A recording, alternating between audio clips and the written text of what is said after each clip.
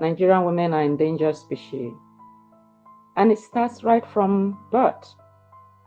At birth, there is a selection, a preference for male child, almost across culture. In terms of access to education, the girls are probably often sent to help or care for someone or sent off to as house helps in one form or the other. And so a lot of preference is given to the education of the male child. And a lot of girls that are hawking or selling or that are used as house girls also experience a lot of both physical and sexual violence. Health is not only what happens in the hospital. Mm-hmm. Health is also your ability to access services, your ability to access food, your ability to live a quality life. And gender-based violence has been declared a public health crisis because you have emotional challenges.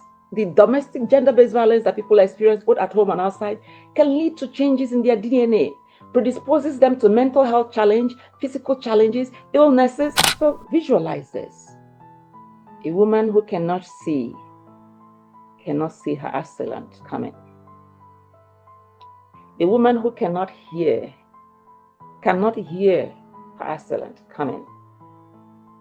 A woman who cannot speak may not even be able to protest and not wanting advances, because a lot of women with disability experience sexual violence, physical violence, even sometimes by their care providers.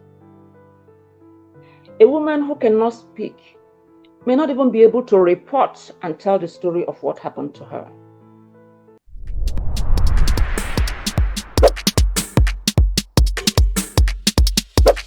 Hello, everyone. I'm Paula Okonneh, podcaster, coach, and TV show host of Chatting with the Experts. This show amplifies the voices of African women, Caribbean women, and diaspora women who are sharing their knowledge and expertise to inspire, to educate, and empower women globally. What I do want to say is that everyone's voice matters, your voice matters, and so I'm here to celebrate that. So let's dive right into today's episode of Chatting with the Experts.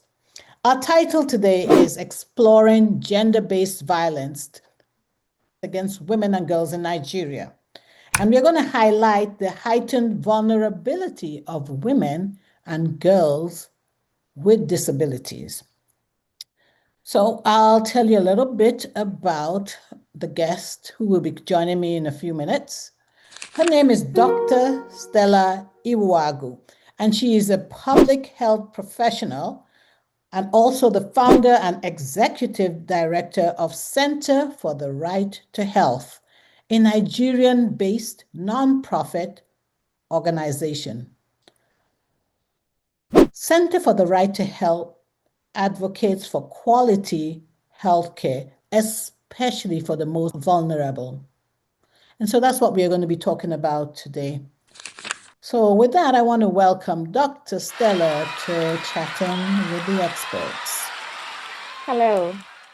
Hello, Dr. Stella. It's always a pleasure to have you here. And I read a snippet of your bio because there's so much more I could talk about where you are concerned. But today is a little different. We're not talking about your business, your farm business, which is, so amazing. But we're going to be touching on a topic that is in some ways heartbreaking, but we need to address it. So today, as we said, the title is Exploring Gender-Based Violence Against Women and Girls in Nigeria. Tell me more about that, please.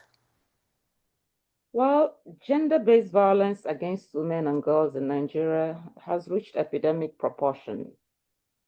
It's happening at home, in school, at work, in public places. And as a matter of fact, Nigerian women are endangered species. And it starts right from birth. At birth, there is a selection, a preference for male child, almost across culture. In terms of access to education, the girls are probably often sent to help or care for someone or sent off to as house helps in one form or the other. And so a lot of preference is given to the education of the male child. And a lot of girls that are hawking or selling or that are used as house girls also experience a lot of both physical and sexual violence. Mm-hmm. So there's physical violence that's going on. There's also, and physical violence is so rampant right now. As a matter of fact, women and girls are so endangered that we are having serious cases of using girls' body part for rituals. Oh, no. You will be dating someone, you think you have a boyfriend, or you're going to go visit your boyfriend, and before you know it, there are so many cases where men have been caught with body parts of women for rituals, especially with money rituals. There are also a lot of cases where women are kidnapped and their organs are stolen, trafficked in the organ trade. A lot of women and girls are trafficked for sex works across border and even within the country. So that's the challenge. Then even in our homes, women are not safe. A lot of women experience physical violence, and it does not matter the culture. It's across culture, it's across socioeconomic class, it's across level of education. But then, of course, those with lesser education and lesser economic earning ability experience more violence. So there's the physical violence, there's the sexual violence, there's also emotional violence, you know, a lot of female genital mutilation, early marriage, not being able to access care, antenatal care, maternity care, or even beating while trying to give birth is also a form of violence that happens within our health system. In the workplace, a lot of women are working full-time job, and they also expected to sexually satisfy their bosses or experience a lot of sexual harassment and abuse in the workplace. You enter the market to go and shop for something, and men are dragging you here and pulling you here. You do not have respect for your bodily autonomy, and you don't have a say. And if anything happens, you're blamed. Is that how you're dressed, or is it a crime to be a woman in Nigeria? But while we're talking about all of that, there is a group of women that I want to particularly address. I was going through a section that was talking about women in general. When we discuss gender-based violence, sometimes we break it. Even women with HIV go through the stigma and experience more violence because they're often the ones that are blamed for bringing infection, even when that is not the fact. But there's a group that are more at risk of gender-based violence, but the studies don't even mention them. And that is women with disability. Yes. Maybe I took interest because I myself am a woman with disability. Mm. Women are more at risk of gender-based violence than men. That's a fact. But women with disability are 3 times more at risk of gender-based violence than other women. Yet, none of the studies mention them, and nobody's really looking seriously at their vulnerability. Why are women with disability more vulnerable, 3 times more vulnerable than other women?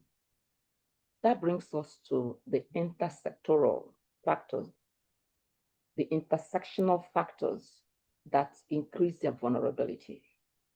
So visualize this. A woman who cannot see her assailant coming. A woman who cannot hear her assailant coming. A woman who cannot speak may not even be able to protest and not wanting advances, because a lot of women with disability experience sexual violence, physical violence, even sometimes by their care providers. A woman who cannot speak may not even be able to report and tell the story of what happened to her. We have that even among kids in schools for girls and people with disability. We have cases there. Now, a woman who cannot physically run, you're on a wheelchair or on a crutches, how far can you run when your assailant is coming to you? So you can't even protect yourself. You're like a sitting duck, practically, for your assailant. Beset abusers abuse mainly because of power, right? So if a man is feeling a sense of power, can you now imagine the level of powerlessness between a man and a woman on a wheelchair, or a woman with disability who is even less powerful? In our society, women are less valued than men.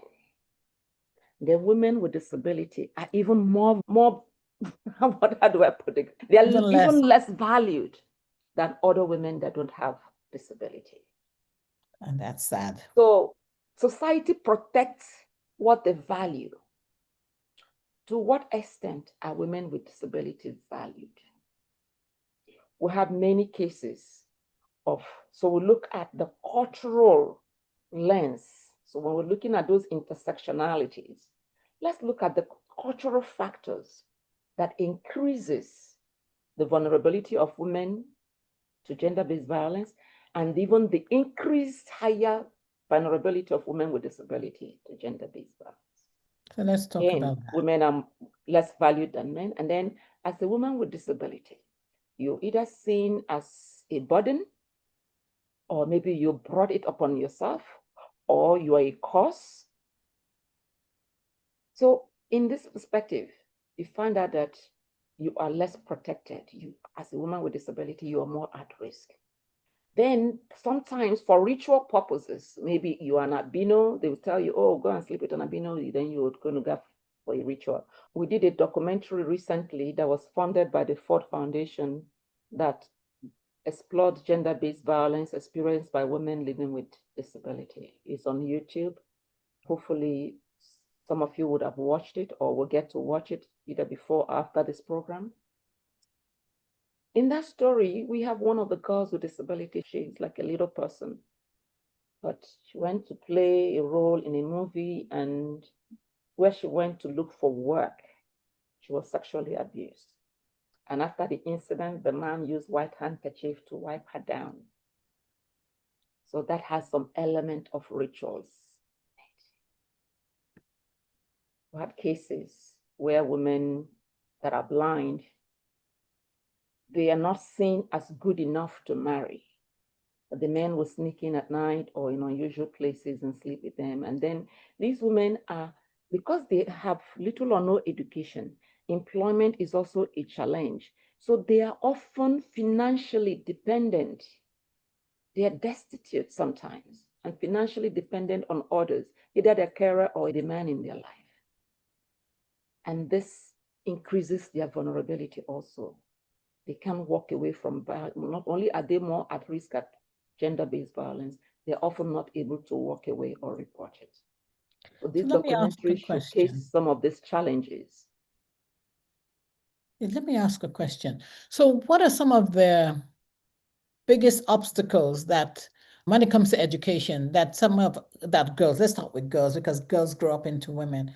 What are some of the biggest obstacles that our girls, I have to say, face when trying to assess education? Are they schools? Yeah, well, for most people, both girls and boys get access to education. But for girls with disability, that structure is often not there. That's what I'm asking. Whether you're blind, yes. How do you transport yourself to school? If you can't see, who will interpret for you? If you can't hear, who will? So the services they have, like in Western cultures here, we don't have back home. Where we have is either poorly funded and very limited accessibility. Look at the transport system. Mm-hmm. So of course, so that limitation, I remember I did my 4th year in nursing at Bafemi Awolowo University. Nursing, on crutches because I had an accident. It was so difficult. There's barely any bus that would transport you. So you need to see me trying to push through. And there's barely any space for wheelchairs. Stairs everywhere. I remember in those days, we used to see some people, few blind students who've had case on wheelchair. How do you navigate that? It's absolutely difficult. It's very limiting. And yet we have a few persons with disability that broke the barrier and went through it. So they have to work 3 or 4 times harder than other people to get the education How do we provide a level playing ground for them? So it's discriminatory. So that now limits even the ability to get opportunities for work. With limited qualification, you also have limited employment. Even the ones that are fully qualified, to get a job becomes also a challenge. Workplaces are not accessible, you know? So those are some of the challenges. Remember the last time I went to Nigeria, somebody had to carry me on their back to climb a 3-story building. Because there was Now no imagine elevator. a person that is a person with disability that is pregnant. How do you deal with transportation to get to the hospital? When you get to the hospital, are there ramps to take you there? When you finally get to the clinic or to the labor room, how high is the bed or the couch? Can you be able to get onto it? I remember one time I got there and the nurse just said, oh, get on the couch, get on the couch. The couch is that high. I'm sitting on a wheelchair. I have a spinal cord injury. They didn't even ask what I can be able to do or not be able to do. So little understanding and adaptation. A lot of people have not actually, their eyes that people with disability are almost invisible. So we don't focus on their circumstances. When we do at all, it's from pity or handouts, not as full-fledged human beings, citizens with basic rights that ought and accommodation that ought to be provided for them to have a fulfilled life. So, Dr. Stella, I want to ask you, so as the executive director actually of Center of Right to Health, what exactly does the Center of Right do and how can we help? When we look at health, we look at health 360 from multiple dimensions. And we focus more on the most vulnerable. How do we actualize their health? Health is not only what happens in the hospital. Health is also your ability to access services, your ability to access food, your ability to live a quality life. And gender-based violence has been declared a public health crisis because you have emotional challenges. The domestic gender-based violence that people experience both at home and outside can lead to changes in their DNA, predisposes them to mental health challenge, physical challenges, illnesses. You have a lot of pregnant women that are beaten even in their pregnancy, and sometimes there's no recourse. There are very few safe houses. Access to justice is very limited. So what we do, so we identify persons with disability, particularly women with disability, as one of the vulnerable population that we are focusing on highlighting their cases. While there's a lot of conversation around gender-based violence, there's not much happening highlighting the plight of persons with disability. Being a person with disability myself, I felt like since there's a gap, this is something we can take up. How do we ensure that they have access to health care? When they experience sexual violence, how do we ensure that there is consequences for the perpetrators? How do we ensure that their basic needs are met?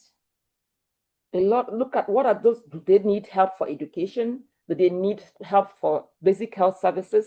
Do they need to start a little business so they can be economically independent? We do advocacy to bring their circumstances to the fore so that the duty bearers will begin to highlight. The other day, I went to a place, most of the places in Nigeria are not accessible. So how can they excel and have a quality life when they can't even access public spaces? So these are some of the things we look at. How do we ensure to mobilizing the multi-sector? Right now, we're talking with priests in this project. We're talking with religious leaders because they are captive audience. In most churches are not even accessible. And where they are, where are your congregation? In the community where you operate, a society is known by how they treat their most vulnerable. And persons with disability are the most vulnerable in our society. How are we reaching out? When we do reach out, it's mainly from a charity perspective. You might be giving her bread, yet she's dying emotionally. They are often isolated. They may not even come to the place of worship. So can we find a way to connect her with worship centers? Can we reach out and ask, are you okay? If the person comes to the health center, can you ask, are you safe? Give her an opportunity to share with you her challenge. Empathy. Have a conversation. What can you give? What support? So what So I'm we don't have hearing any from you, shelter. We don't have any shelter. And then how do you help someone that is in a domestic violence situation and they can't leave? So there are many ways people can help. We're also engaging with the traditional institution, traditional I gatekeepers. wanted to ask Because you even that when too. laws are passed at national level or state level, it takes a while to trickle to community level. So we are mobilizing an army of compassion to begin to look at this, to start community dialogue and community conversation. How do we begin to change the norms that are driving some of these patriarchal tendencies that drive the epidemic of gender-based violence? How do we work with men? How do we have a few men of goodwill that will speak up on behalf of women? So, Dr. Stella, quick Yes. question. So these are questions that you're asking. How do we get men involved in this? Are you seeing any positive directions? Is this something that your center is addressing? Is this something that, like you made a very valid point about religious institutions, the church, where, as you said, you have a captive audience, the congregants. Mm-hmm. Is this something that the Center of Right to Health is able to reach out to? Yeah, it is something we're already doing. You Like are already we doing. did that Yes. documentary, Breaking the Silence. It's on YouTube. Yes. You put it out there. So we're Yes. showing it to churches, to religious leaders. So Okay. we had a session where we premiered the documentary. We had almost 80 to 100 religious and cultural leaders in the room, and they watched the girls share their experiences. So stories are powerful. And Story. the stories touched their hearts, brought awareness to them about what they do not even realize is happening in their communities. And there's a resolve to do something about it. And we followed up with community engagement. We went to their communities, we paid advocacy visits to all their communities, and they're able to call their cabinets and village heads so we can have a conversation and let them begin to increase awareness and come up with their own unique community approach to addressing these challenges. At least start with knowing the persons with disability in your community who are the most vulnerable. Sometimes they will share palliative. Everybody will share, forget those that need the palliative the most. We're talking about health insurance. How do sometimes the opportunity to register them for free health insurance? But if they don't know where they are, how can that service get to the person that need it the most? So it's creating this awareness to identify the most vulnerable and explore their challenges and find ways to protect them. But as we're talking about persons with disability, we're also talking about other women who may not have a disability, who are also experiencing gender-based violence. So it's a Yes. difficult conversation, but we are starting from the most vulnerable. It's easier for them to elicit, to understand how if this is happening to women with disability that are most vulnerable. So you can imagine what is happening to other women. Mm-hmm. Women with disability are not spared. If we cannot spare them the pain, if we can't protect them, who then are we protecting?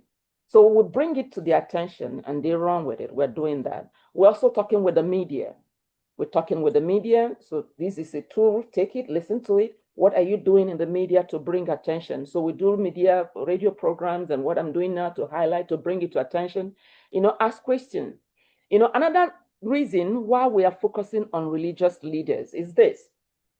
Many women stay in abusive relationships because of religious precepts. Oh, divorce is crazy, or you can't leave, you must have done something wrong, you have to be a virtuous woman, and people are dying. One of the cases that opened up the craziness of what is happening in the religious community is the death of Osinachi, the singer, the gospel Yes. singer that was, Yes. Like 4 killed years by her ago. husband. So it's brought to the attention, what message are we passing in our religious institution? Are we really speaking to the men? Because oftentimes they tell you, pray, pray, pray. Sometimes you got to leave to live. And like, say that again. You've got to You got to leave leave to to live. live. You got to LEAVE to live. LIVE. Yeah. Then you say, oh, you're bringing shame to the family. So that's another cultural thing. So there's the religious shame. There's also the cultural shame that keep women in place. Oh, stay for your children. We need to understand that children themselves are traumatized. They Yes. die a little each day as they experience violence. Yes. So you need to live for your children's sake. Yes. So children are not the reason to stay. They are the reason to live. Yes. If you love your children, don't let them see you battered. Take a Yes. stance. Yes. And we need to also talk to families, and families exist within communities. And this is where the Christian mothers have their norms. Sometimes Christian mothers, particularly in the Catholic Church, you might be excommunicated because your daughter left a violent marriage. What are we saying? Yes. That you should die in a marriage because you want to please God? What kind of God is that? So this is where we are focusing on our religious institutions and our cultural institutions, and many of those are led by men. And then we also have cultural gatekeepers that are also women, particularly in Igbo land, the Umada and all their powers and the widowhood practices and all of the things that happen in that space. Sometimes because a woman is married in a community, you lose your dignity in the midst of your other women. So there's a lot that is happening that we need to culturally explore. Inheritance, property inheritance, particularly in Igbo land, women do not inherit as wives nor as daughters. It goes to the men. You will work and build with your husband, buy land, acquire property. At the end of the day, they tell you the thing goes to the sons. You have no authority. If your father dies intestate, all the resources goes to the male.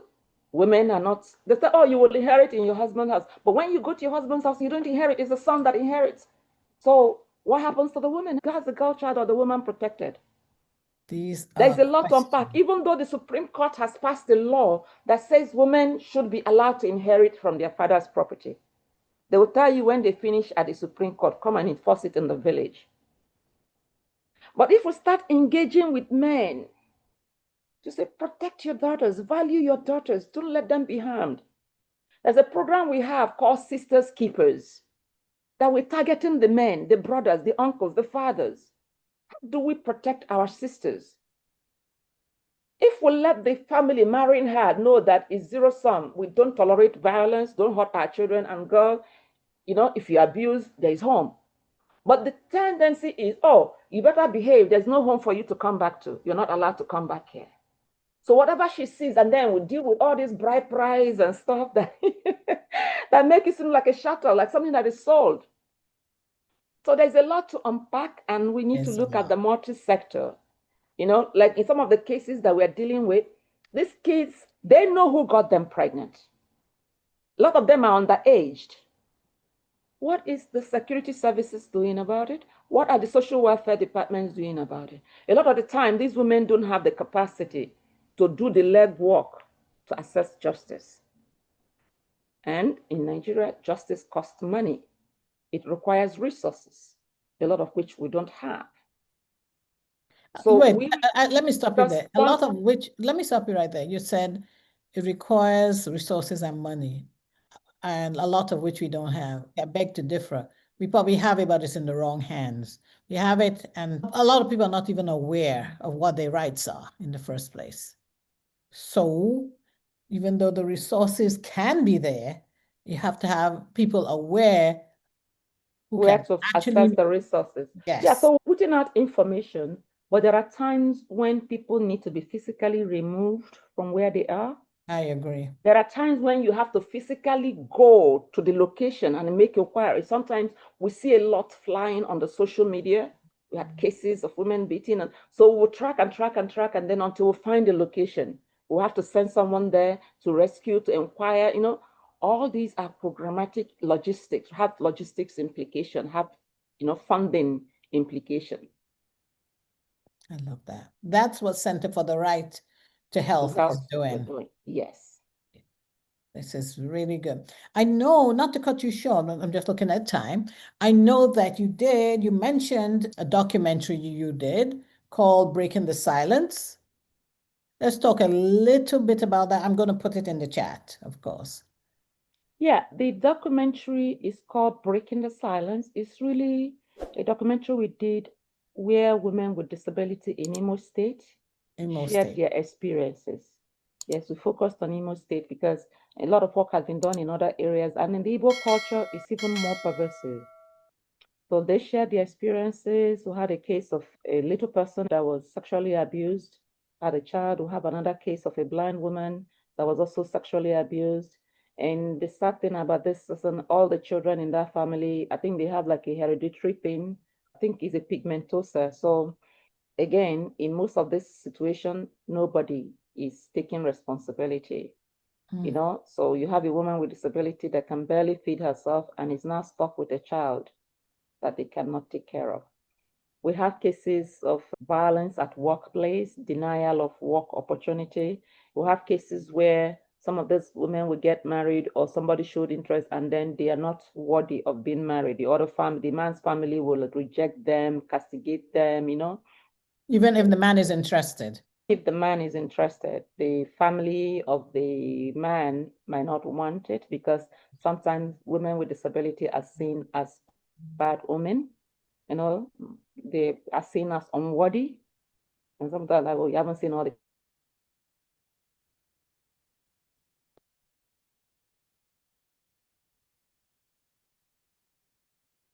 they deserve love and affection.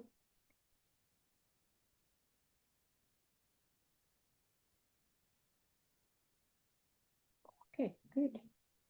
So that's part of the things that are shared in the documentary. And we're just using it as a story to enable people understand some of the perspective of gender-based violence that women with disability experience. They also shared some of the challenges they have with transportation, some of the challenges at workplaces, assessing opportunities. Well, the person with disability that plays tennis, she's like an Olympic medalist.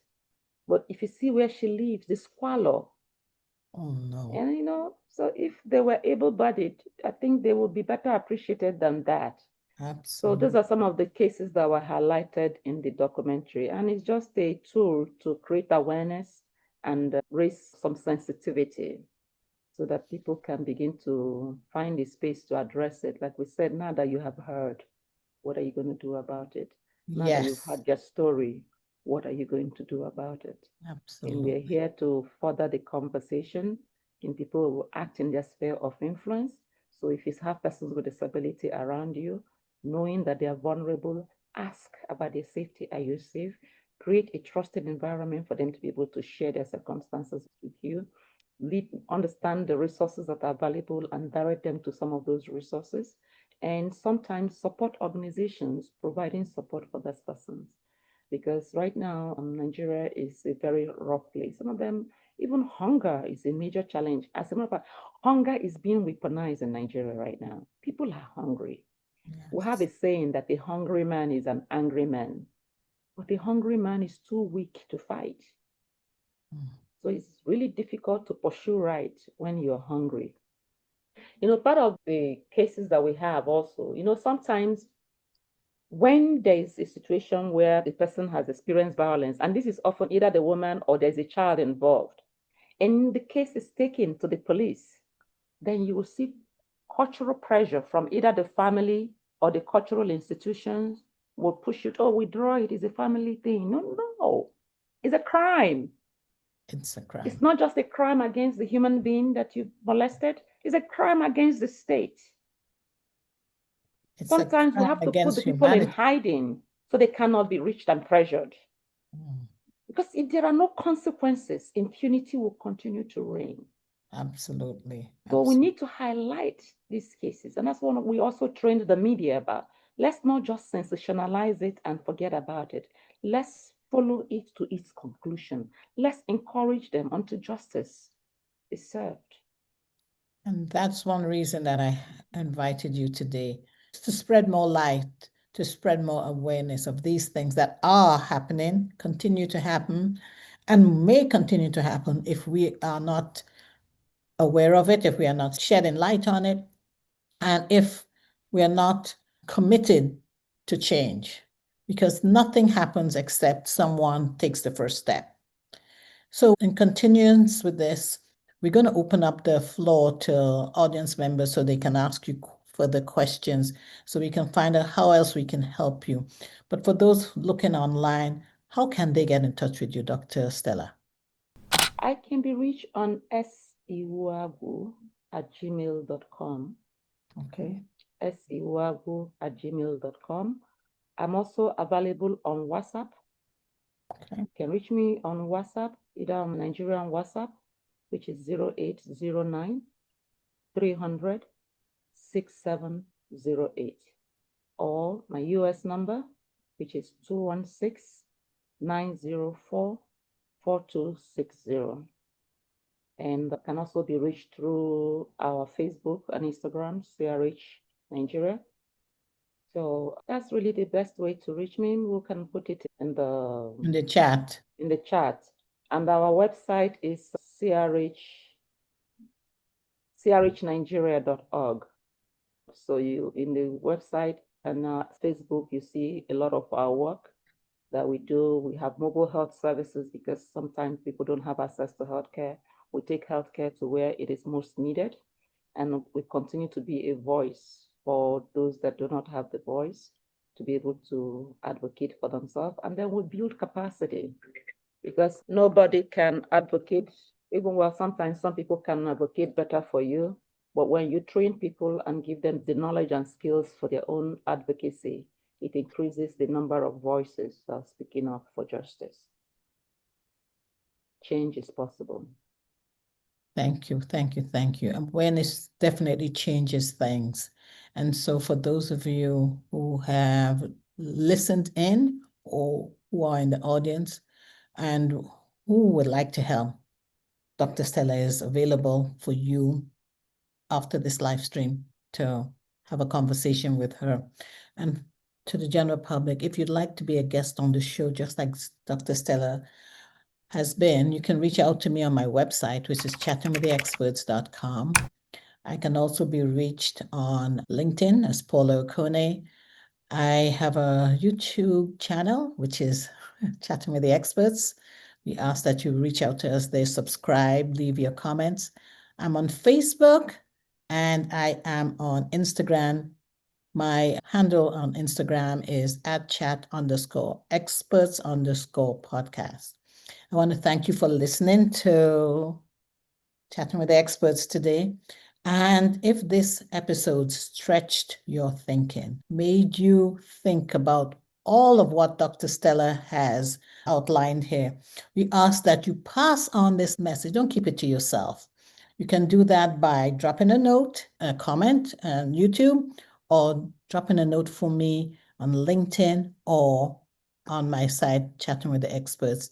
Thank you so much, Dr. Stella, for bringing awareness to this, or to what's happening to our fellow women in Nigeria, especially women with disabilities. And let's now open up the floor to questions from everyone who joined us. Thank you.